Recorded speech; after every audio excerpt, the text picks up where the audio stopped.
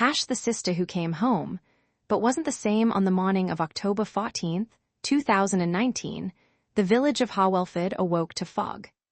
It rolled in from the River Avon thick enough to swallow the streetlights, turning THE Chinese letter, Chinese letter, Chinese letter, Chinese letter, Chinese letter into a ghostly silhouette.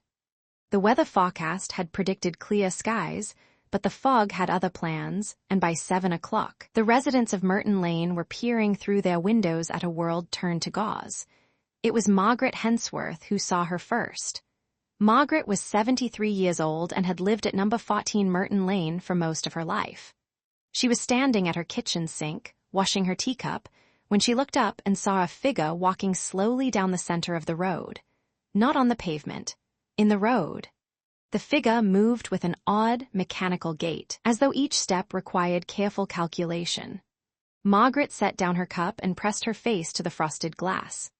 The figure drew closer, and she made out a woman in her early 30s, thin to the point of skeletal, with dark hair that hung lank and unwashed past her shoulders. The woman wore clothes that looked like they had once been expensive, a cream-colored coat, now stained and torn at the hem, but she walked as if she had forgotten how movement worked. Margaret watched her stop outside number 22 Merton Lane, the Hensworth family home. She watched the woman raise her hand to the gate, fumble with the latch, and then simply stand there, staring at the front door as though it were a stranger's face. It was Alina. It was Alina Whitmore, come home at last. Alina Whitmore had been missing for 4 years. The disappearance of Alina Whitmore had dominated local headlines in the autumn of 2015. She was 31 years old when she vanished, a primary school teacher at St. Mary's Academy in the neighboring town of Crossford. Her colleagues described her as meticulous, reliable, the kind of person who color-coded her lesson plans and never forgot a student's birthday. Her family, parents David and Catherine Whitmore, and her youngest sister, Sophie, described her as devoted, private, perhaps a little lonely. She had gone out for an evening run on September 8, 2015. It was a route she took 3 times a week, out along the canal path, past the old mill, and back through the fields behind the church. She wore fluorescent leggings and a reflective vest. She told her mother she'd be back by 8. She was never seen again. The investigation lasted 18 months. Police searched the canal, the fields, the woodland that bordered the Whitmore property. They interviewed hundreds of residents. They traced her phone, which had last pinged a cell tower near the old mill at 7:42 p.m. They found her running shoes, her exact pair, a well-worn set of Asics, tucked beneath a bench on the canal path. But Alina herself had vanished as completely as if the earth had opened and swallowed her. Her family never gave up hope. Catherine Whitmore kept her daughter's bedroom exactly as it had been, the floral curtains still parted to let in the morning light. Sophie, who had been 26 when Alina disappeared, stopped dating, stopped traveling, devoted herself to the search for her sister. The family appeared on local television, on national missing persons appeals, holding photographs of Alina's face, begging for information. And then, on that foggy October morning in 2019, Alina came home. Detective Inspector Marcus Webb was the first officer on the scene. He had worked the original disappearance, had carried Alina's case file home with him for years, had dreamed of her face more than once. When he arrived at number 22 Merton Lane, he found Alina sitting on the sofa in the living room, her hands folded in her lap, her eyes fixed on a point somewhere beyond the wall. She was pale, gaunt. Her cheekbones protruded sharply beneath skin that had taken on a yellowish, waxy quality. Her hair, which had once been a warm chestnut brown, was now the color of dark tea, lank and brittle. When Di Webb asked her name, she looked at him for a long moment before answering. Her voice, when it came, was hoarse, as though she had not spoken in years. "Alina," she said. "Alina Whitmore. Where have you been, Alina?" She did not answer. She simply looked away. The forensic examination that followed revealed little. Alina's fingerprints were confirmed against records. DNA samples matched. The small scar on her left wrist from a childhood fall off her bicycle was present. By every measurable standard, this was Alina Whitmore, returned from 4 years of unknown absence. But something was wrong. Doctor. Priya Sharma was a forensic psychologist consulted by the investigation. She spent 6 hours with Alina over the following week, and her notes, later read aloud at an internal review, paint a troubling picture. Alina answered questions readily enough. She recalled her childhood, her schooling, the names of her pupils. She remembered her parents' anniversary, her sister's birthday, the way her mother made roast potatoes on Sundays. But when Dr. Sharma asked her about the years between September 2015 and October 2019, where she had been, what had happened, who she had been with, Alina became vague. "I was away," she said. "Away where?" "Away." "Did someone take you, Alina? Were you held somewhere?" A long pause. "I was away," she repeated, and then quietly, "I came back, that's what matters." Dr. Sharma noted that Alina displayed what she termed affective flattening, a diminished range of emotional expression. She did not smile when discussing happy memories. She did not cry when discussing her disappearance. Her responses were appropriate but monotone, as though she were reciting lines she had memorized rather than accessing genuine recollection. And there were other things, small things. Alina had been right-handed. Now she favored her left. She had been a competent swimmer, had earned her lifeguard badge at 17. Now she seemed afraid of water, flinching when the tap was run too hard. She had loved classical music, had played the violin in the village orchestra.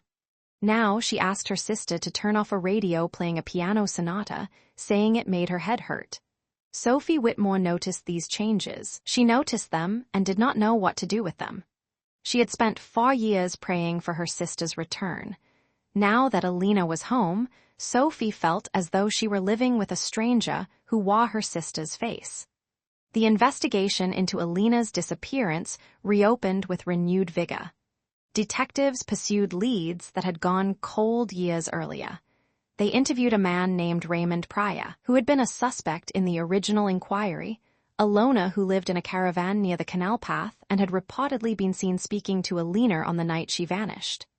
Pryor had died in 2017, a heart attack in his sleep, but his associates were traced and questioned. Nothing new emerged. They examined Alina's digital footprint. Her social media accounts had been dormant since 2015. Her bank accounts had not been touched. No one had attempted to collect her pension, her savings, her life insurance. It was as though Alina Whitmore had simply ceased to exist for 4 years and then, equally inexplicably, had chosen to return. The most troubling element of the investigation came from an unexpected source. The village GP, Dr. James Okonkwo, who had treated Alina for a persistent cough in the weeks after her return. During a routine examination, he noted a small mark on Alina's upper arm. It was a circular scar, approximately 2 centimeters in diameter, with a slightly raised edge. When asked about it, Alina said she did not know how she had gotten it. Dr. Okonkwo recorded his concerns in his notes. The scar was consistent with a specific type of injection site, but consistent with what, and administered by whom, Alina refused to elaborate. She would not say where she had been. She would not say who she had been with. She would not say why she had returned or what had changed or whether she had ever intended to come back at all. In the end, no charges were brought. The investigation was officially closed in March 2020, the case file stamped insufficient evidence to pursue further action. Alina Whitmore was home. That, the authorities said, was what mattered. Alina resumed something like a normal life. She moved back into her childhood bedroom. She took walks around the village, always at the same time each morning, always along the same route past the church and the canal and the old mill. She did not return to teaching. She did not make new friends. She attended Sunday dinners at her parents' house and ate quietly while her family spoke around her. Sophie tried. She tried so hard. She took her sister to London for a weekend, to the theatre, to the gallery where Alina had once loved to wander. Alina sat in the front row of the matinee performance of a Shakespeare play and stared at the stage with an expression Sophie could not read. Afterwards, walking through the museum, Alina stopped in front of a portrait of a woman in a white dress. She stood there for a very long time. "She looks like me," Alina said. It was the first time Sophie had heard her sister make any kind of observation about herself since her return. Sophie looked at the portrait. The woman in the painting had dark hair and pale skin and eyes that seemed to look back at the viewer with knowing sadness. She had been painted in the 18th century, dead for over 200 years. "She does," Sophie said. "A bit." Elena nodded. "I dreamed about her," she said. "Before I came home, I dreamed about her all the time." Sophie waited for more, but Elena simply turned and walked away, back toward the exit, back toward the car, back toward Harwellford and the fog, and the quiet house on Merton Lane, where she had once been a woman with a life and a future and a name. There are questions that never get answered. There are mysteries that remain just that, mysterious, because the people who might explain them are unable or unwilling to speak. Elena Whitmore returned from 4 years of nothing, and she brought with her nothing but silence and a scar and a way of moving through the world that seemed borrowed from someone else entirely. Some nights, Sophie still lies awake thinking about it. She thinks about her sister in the weeks before she vanished. That last perfect September, the way Elena had laughed at dinner, had talked about her pupils, had seemed so alive, so entirely herself. And then she thinks about the woman who came home, the one who sits by the window and watches the fog roll in from the river, the one who flinches at the sound of violins, the one who dreams, she says, of a woman in a white dress who died 200 years before she was born. Sophie wants to ask her sister the truth. She wants to ask, "Where were you? What happened to you? Who are you now?" But she doesn't. She is afraid of the answer. She is afraid that the answer might be something none of them can survive. And sometimes, late at night, when the house is quiet and the fog has turned the world outside soft and undefined, Sophie hears Elena moving in the room next door. She hears her sister's footsteps, those strange, careful, mechanical footsteps, crossing the floor. She hears the floorboard by the window creak, the way it always does, the way it has for as long as Sophie can remember. And then she hears something else.